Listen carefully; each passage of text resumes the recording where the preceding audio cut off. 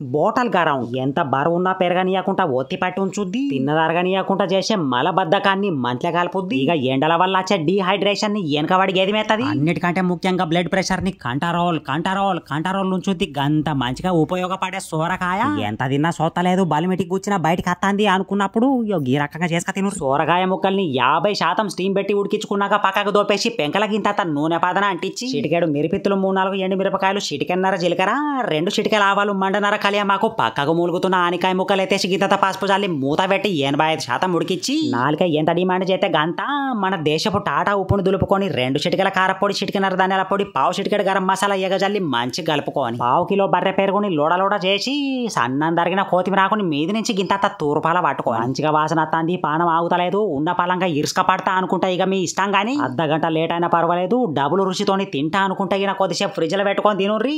పూనకాలు రేగుతాయి మళ్ళా.